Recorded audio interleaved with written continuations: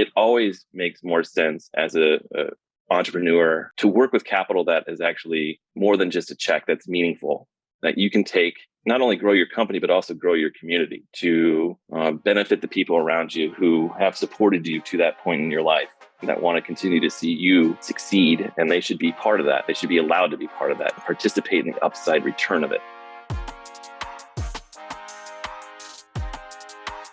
Welcome to Profit to the People, the official podcast of Republic, where we believe you have the power to invest in your future you believe in. I'm your host, Lisa Carmen Wang, and I'll be taking you behind the scenes to meet the team, the founders, and the investors in our community who share their insights on the future of investing and how they're bringing profit back to the people. To learn how you can invest, head over to republic.co and follow us on all social channels at Join Republic. Today, we are joined by Chuck Pettid. Chuck is the CEO of Republic Retail, and he's here with us to kick off 2022 with a bang as we talk about the most exciting developments from the past year and what you can expect from Republic going into 2022. Chuck, welcome to Profit to the People. Hi, Lisa. Thanks for having me on. I'm excited to share what went down in 21 and what we have in store for 22. So to start off, what is Republic Retail and how is it different from the other arms at Republic? Okay, so Republic Retail is all public-facing investment crowdfunding activity that you find on republic.co, soon to be republic.com even. Public-facing investment crowdfunding would be typically where virtually anyone, anywhere, regardless of wealth, can invest in private companies. How that's different from the other operations at Republic is that the other operations at Republic typically deal with accredited investors only. So you need to have a certain level of income and a certain amount of assets to participate in those deals, which we could find in Republic Capital, typically later stage private companies that are available to high net worth and family offices, as well as some institutional investors. And then the blockchain arm is primarily an advising and consulting practice for companies looking to deploy blockchain across their company or an asset of theirs. There is also a capital raising component with that service that sometimes does come back to Republic Retail and raises from the crowd, both from accredited and non-accredited investors. Got it. So you are the CEO of Republic Retail, and I want to know what drives you personally. Why are you working day in and day out to push forward this mission at Republic? Honestly, it goes back to the first time I met Ken Nguyen in probably 2015, early 2016. The law that we operate under, Regulation Crowdfunding Title III, was part of a law that started in 2012, but the actual finalization of that law was coming to effect in May of 2016. And it was just a light bulb moment. I personally had been through the struggles of trying to invest in private companies. Part of it was access. Part of it was the accreditation factor. There was a period in my life where I couldn't invest in companies I wanted to because I wasn't accredited. But this law and this platform, this new company, would allow individuals like myself and millions of other people around the world to participate in these activities and these investment opportunities. So it was an immediate light bulb moment for me. I knew it could be something massive and wanted to be a part of it in a bunch of different ways, and was lucky enough to be able to. And why is it important for people to be able to invest in private companies? It shouldn't be limited to only the quote unquote wealthy and sophisticated investors. If you look around the world, you look around your city and your neighborhood, most activity business wise is private, and it's created by an entrepreneur who 99.9% of the time needs capital to get things going. And it always makes more sense as a entrepreneur, as a business operator, to work with capital that is actually more than just a check, that's meaningful, that you can take and not only grow your company, but also grow your community to benefit the people around you who have supported you to that point in your life, and that want to continue to see you succeed. And they should be part of that. They should be allowed to be part of that and participate in the upside return of it. It's a powerful force to be able to do that. And this, law in Republic lets people participate and get it, take advantage of that, which is an amazing thing. Awesome. And you've experienced that personally as you've what do you feel when you see people raise money on Republic that perhaps otherwise couldn't, or people who could invest who otherwise couldn't? It's a great feeling. We have dealt with hundreds of founders, and we've dealt with tens of hundreds of thousands of investors who typically would not have been able to raise capital or invest capital in these companies. And where I'm really excited is we're kind of entering that phase now. Things started about, just over 5 years ago. We're in that phase where companies are starting to, exit, and they're starting to achieve their goals. And you'll start to see, individuals receive returns on their investment, I think, in meaningful ways more than ever before in investment crowdfunding. And I'm not talking about the accredited only rounds that are, household names, like people got into Uber 2 months before they went IPO and they made 25% or something like that. Very exciting. So before we get into what's in store, let's take a look back at 2021 and some of the milestones that Republic Retail has achieved. So how much capital was raised during the year on retail, and how does that compare to previous years? So we're north of 200 million on the year. That includes dollars raised for companies using the Securities Exemptions Regulation crowdfunding, Reg CF, basically 90% of what you see in Republic. Reg A+, which is another exemption that allows both non-accredited and accredited investors to participate. It's just a different barriers to entry and different regulatory environment, but you can raise a lot more. $75 million. With Reg CF, you can raise $5 million. And then some Reg D, which is for accredited investors. In comparison to years past, it's pretty substantial. So we're at about 210, maybe 215 million on the year. And in 2016, we were at 600,000. I believe in 17, it was something like 7 million. Then it was 12, then it was 15, maybe 20. And then we got to 41 million last year in 2020. 2021, about 5x more, just north of 200. So feeling pretty good about the traction. Again, the vast majority of that has been in deals that were available to both accredited and non-accredited. These were not the accredited only deals that you see ran through Republic Capital, where they've done several $100 million alone this year, have over $1 billion under management. That is separate from the retail numbers that I'm sharing today. And what do you think is driving this exponential growth? There's better product market fit for sure. 5.5 years ago, we were facing a lot of stereotypes, both from investors and from issuers, the companies raising capital. Over time, and it was because of a lot of what Republic did, is a lot of what our competitors did. We pounded the pavement, we educated both sides of the market, and there's been a snowball effect where companies see someone else do it and they say they can do it themselves. Investors see other investors participating and they want to participate themselves. Pretty soon there's a lot of fingers being pointed and there's a lot of momentum being created, and that snowball, starting at the top of the mountain, very, very, very tiny, is now rolling down at a pretty high velocity and getting larger and larger. It also comes with success stories. Companies who either were fed up with the venture model or were unsuccessful with the venture model and raising capital, coming to Republic and raising meaningful capital, both seed and growth capital, that they have then gone on to grow their company and garner attention from institutional, venture, you name it, investors who've taken them, even to the next step. And that story's repeated itself so many times, and it's very easy for us to share that information. It's also, the startup community, the entrepreneur ecosystem, as many millions of people who are participating, in it, it's still very small. And when they talk, their friends, their network, the organizations that they participate in are listening, and it's just getting bigger by the day. You're starting also to see growth pick up in different life cycles of the ecosystem. So you have the early stage companies who were some of the first adopters, and now we're seeing a large uptick in the middle stage companies who have kind of already been there, done that, and they see the power of the crowd and they want to be participants in crowd investing. So they're taking a shot at it more than ever before.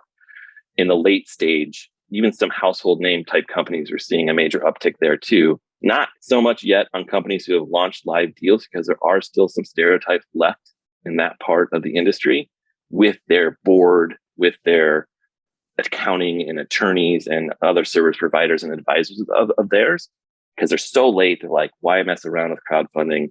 Let's just get you to IPO. Well, I can talk about that in a little bit too, but at least those conversations are happening, and meaningful conversations where they're getting into the regulatory process. They're completing the accounting processes required by the regulations, and they're actually pursuing it. So it's actually a bit of a prediction for 2022. I think we will see some serious late stage, potentially household name type companies who utilize regulation crowdfunding and allow non-accrediteds for the first time in their company's history to invest. So it seems like there's two forces. There's the legal side, right? The regulatory side, which has been good to investment crowdfunding.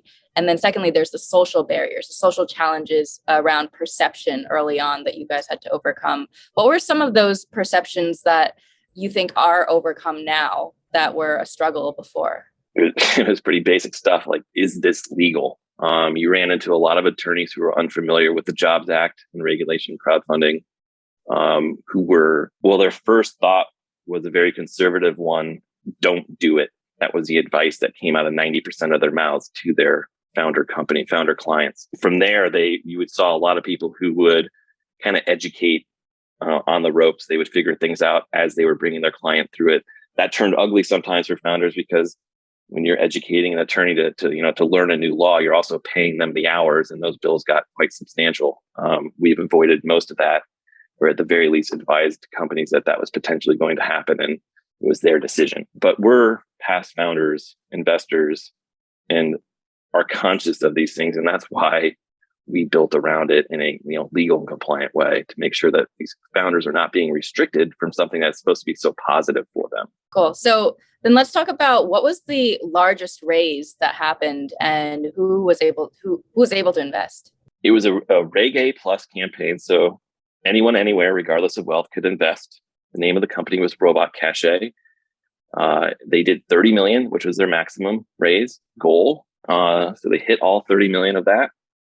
And I think it happened in maybe 45 days, just to give you an idea of the velocity. There was a period where they had to get an extension. They initially came out with just a $10 million goal, not knowing if it would actually work or not.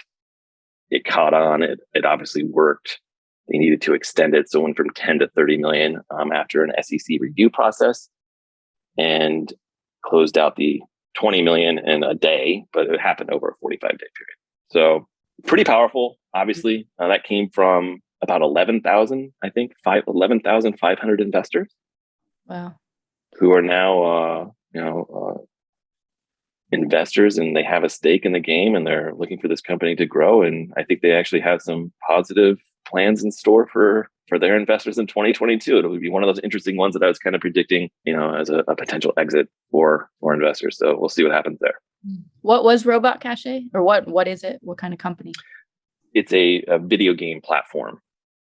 So a lot of gaming enthusiasts were aware, especially of the founding team. They've been in the video game industry for 25, 30 years each, had participated and worked on a lot of household name games that even you and I probably played as kids.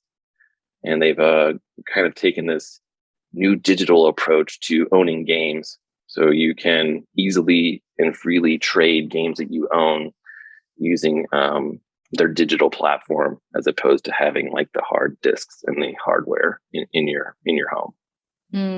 What do you think in particular was so effective about their campaign or their marketing? It definitely helped that video games were kind of front and center during COVID, and still are a little bit to this day.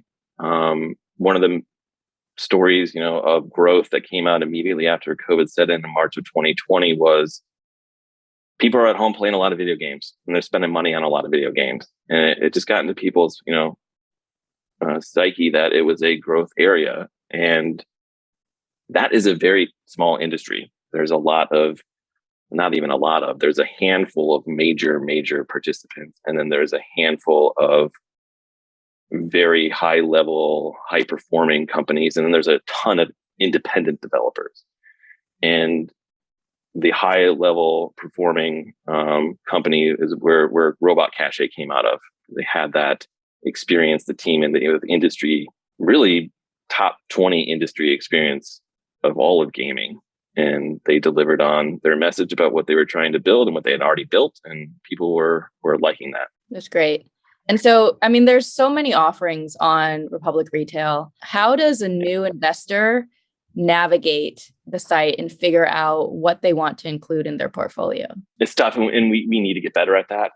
I do know in the background there is a search function that's coming out onto the homepage. Currently, if you click on companies, it'll take you to a page where you can search based on a bunch of different parameters.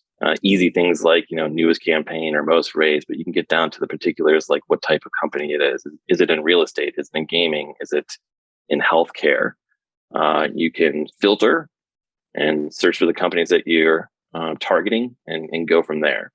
The most important thing that individuals can do when reviewing or analyzing a potential investment, to me at least, is to utilize the issuer dashboard, the deal page. Talk to the founder. Write your question out in the open so everyone can see what your question is and see what the answer is as well.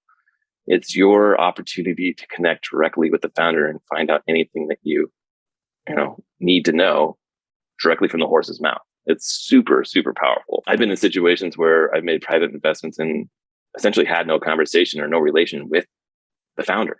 That's completely the opposite of Republic in the deal page. You're supposed to have a relationship with the founder. You're supposed to ask questions. We've made it in a way that they can handle having hundreds, if not thousands of relationships at one time. There are tools that they use to communicate with you. So don't feel like you're getting in their way. You're not. They actually feel a lot of warmth and responsibility when these questions come up to them, and warmth from you as being curious and involved enough to ask a question, and responsibility to answer you in a professional and productive way. Yeah, that's really powerful. And I think that making that clear, that it doesn't matter if you're putting in $100 or $1,000 or $10,000, that founder is going to treat you like a valuable investor, right? Yeah, for sure. And no hesitancy. Definitely don't be shy. Ask the question that you want, whether you're making, like Lisa said, $100 or $100,000 investment. All investors are being treated equally in these campaigns. And that's really important to know. I think it also shows like a sense of sophistication for the crowd too. Like they understand you are dealing with hundreds and thousands, sometimes tens of thousands. We had a campaign this year that had 29,900 investors. And the reason why they're not too comfortable is because they don't want to get in your way. They want you to grow and they want your company to be successful so they get a return on their investment. It's definitely it's either conscious or subconscious, but I think either way, it does prove a part of what I've always said is that the crowd investors are sophisticated. So you guys have many, many different industries. There's video games, there's real estate. This year, Republic also went into the metaverse. And could you touch briefly on Republic Realm? I will. Just to recapture that, the reason why we have these verticals is so that our investors have optionality. Part of it's our work, part of it's the product market fit, getting stronger and stronger. But as an investor, you should be able to find early, middle, and late stage companies across the various verticals, real estate, video games, small and medium sized business, healthcare, music, etc. But also different types of securities, equity, debt, revenue share, and cryptocurrency. That gives investors the ability to build a diversified portfolio, to get a particular strategy, whether they have an income strategy or a long-term growth strategy, or it's a mix of those two. They're able to do that through all the different options that they can find on Republic. Republic Realm, our foray into the metaverse, is a very cool story. Currently, I believe it's still accurate. I'm sure there's definitely more players, especially one named Meta. You probably noticed Facebook, but I believe we are the largest landowner in the digital metaverse in the world. We definitely purchased some of the largest land ever acquired in the metaverse in the world before. So we're up there. And continue chipping away and building that part of the company out. We launched a Rig A campaign for it on, I say, November 17th, that week before Thanksgiving. The Rig A is not qualified yet, so we launched under a Testing the Waters campaign where we can take reservations but not payment. Once the Rig A is qualified, then we can finalize payment and finalize the investment. But since November 17th, it's actually taken in $66 million in reservations. The maximum raise allowed by law under Rig A is $75 million. And feeling pretty good that one, once the Rig A is qualified, will actually achieve the maximum goal of $75 million raised from the crowd. And that one, again, is available to anyone, anywhere, virtually anyone, anywhere, regardless of wealth. So accredited and non-accredited. It's very, very exciting. So Republic is always kind of cutting edge, leaning into the metaverse, going into different verticals. Music, so Republic culture, we're calling it, the arts, music, alternatives, etc., collectibles. That is being powered by blockchain. We're using NFTs to help track not only the investor, but the revenues that are created by that opportunity, and then make sure that it's obviously allocated and paid back to the right investor. I think, the deals that we're working on in culture, specifically some of the musicians and their records or their music catalogs or their individual songs, that's going to be a very, very big thing. We need a little bit more time. The structure, it's difficult. And there's been a lot of people who've jumped into that industry to digitize and fractionalize ownership in music. And we're just about there. More deals will be coming out soon. And then we're looking at ways to actually accelerate it to be able to capture the demand both from the music industry as well as from investors who want exposure to, especially artists that they're familiar with and are fans of. And it's super exciting. I know I'm being a little vague, but it has a little bit more way to go. And that's going to be a pretty big thing for retail in the future. Right. In collaboration too with our blockchain team, which is cool because it's nice when we can collaborate internally together on different skill sets. Mm-hmm. And for investors who are interested in all these different verticals, how many companies do you think an investor needs to invest in order to be successful? That's a great question. And I do have some thoughts on that. We'll be coming out with some content as well about it during 2022, the first quarter. And to me, I think the minimum you got to have is 30 companies in your portfolio. And it comes down to your preference and how quickly you do that. It should be based on the viability of the investments that you're making. So it could take a week, it could take a year, it could take 5 years. But I think you should set a goal of somewhere in the neighborhood of a minimum of 30 companies. And you try to achieve a few here and a few there over a time period that you're comfortable with. And that's based on, what your income is like, how much savings you have. Obviously, don't want to make, an investment you can't afford to lose. These will be sitting on the side for a while. The typical, time horizon for an exit in a private company, somewhere in the 7-year mark. Sometimes in the 5-year mark, sometimes in the 7, but it can take even longer than that. But it also depends on what your investment goals are. So we talked about, is it income based or is it growth based? Are you going only for moonshots? If you're going only for moonshots, I'd probably say you need to knock that up by about 20 companies. If you're going for income, you could probably decrease that some. You can find a lot of high quality, debt and revenue share deals who will pay income out over time. And you can actually start to get a sense and calculate what that will look like to your wallet over a period of 6, 12, 18, 24, 36 months, because each of the terms will be listed specifically on the deal page. And you can kind of calculate that out, figure out this is what my income would look like if I make an investment of X over a period of time. One thing that I actually wanted to say about 2020, and it's pretty cool, and it doesn't really come up that much. Sometimes there's some chatter on social media sites where people say, it's great the company raised 30 million. It's great that, Republic raised money, but when are investors getting money back? Like I mentioned before, we're getting to that phase where companies are actually starting to realistically and seriously approach exit, whether it's IPO or an acquisition. And that means investors will be getting capital back, and that will be part of that monthly payout period, payout amount that I'm describing in the future. Great.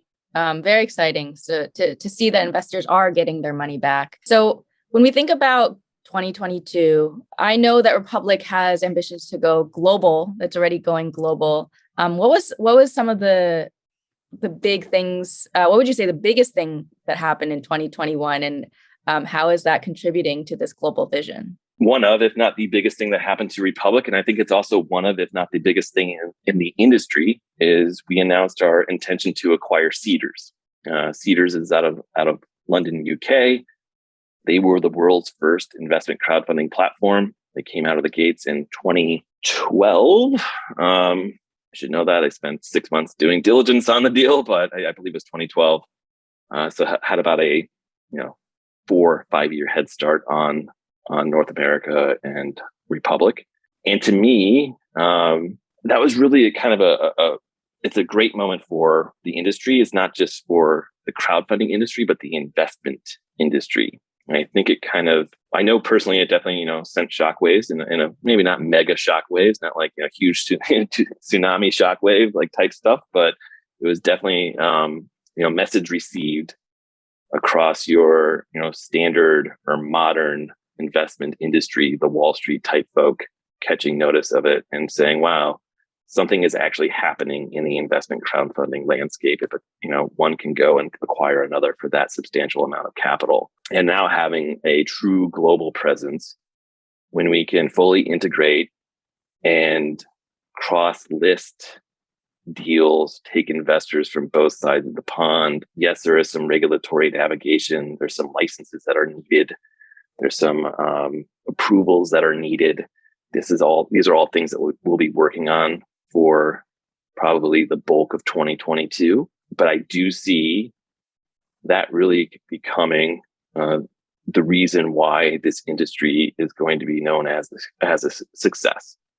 If we're able to pull that off, and I'm feeling confident that we will, we have the right team in place on both sides. We have the right integration team, the right strategy about going about that, and we have the time to execute on it. And it's going to be exciting. I'm really, really very happy about that. Awesome. Anything else that you think is kind of big predictions for 2022? This one's not too exciting. I've already shared a few. Obviously, there will be some sort of major exit as one of my predictions. But I think 2022 is going to be the year when you see more product market fit for Regulation A+. That's the one that both accredited and non-accredited, they can raise up to $75 million.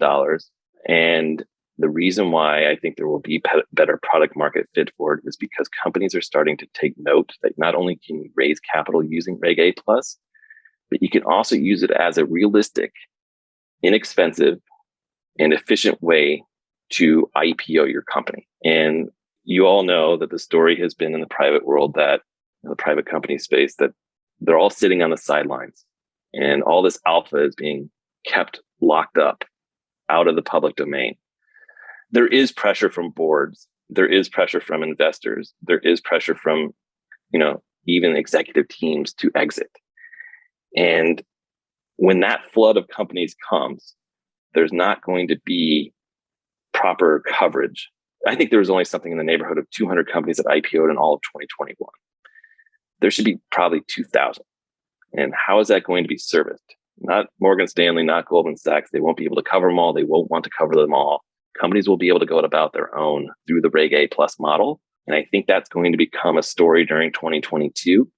And you see it come to fruition in 2023 with a serious uptick in the number of companies who launch Reg A campaigns, but specifically so they can IPO, like I mentioned, in a much more efficient way soon after the Reg A campaign is over. Not exciting, not like a big, unveiling of a huge guesstimate, but to me, that is super important because it further, grows our industry, our company, and it ties us more into the ecosystem than ever before once you start seeing that happen. Well, overall, I think a lot of really exciting momentum from 2021, a lot of big things that are yet to be seen in 2022, but we're excited to see how Republic expands, what kinds of new deals are coming out, new opportunities for investors. And final question for you, Chuck. As the CEO of Republic Retail, what does it mean to you to bring profit to the people? What does it mean to me to bring profit to the people?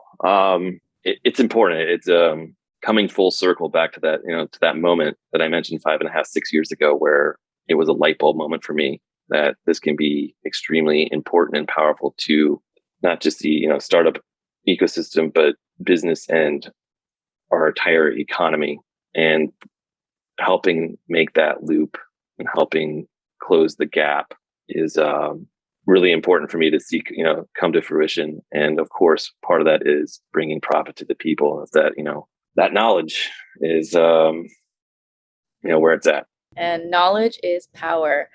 Well, Chuck, thank you so much for sharing your perspective on 2021 and 2022. And I wish you the best year ahead. Happy New Year, Lisa. And looking forward to the results as well. We can revisit in a year and see how accurate I was. This podcast is provided for educational purposes only by Republic and Republic.co. Nothing discussed should be construed as legal, tax, accounting, or investment advice. The views of the presenters may not be the views of Republic and its affiliates. Always consult with trusted professional advisors before making investments. Private investments are inherently illiquid and may result in a total loss. All rights reserved.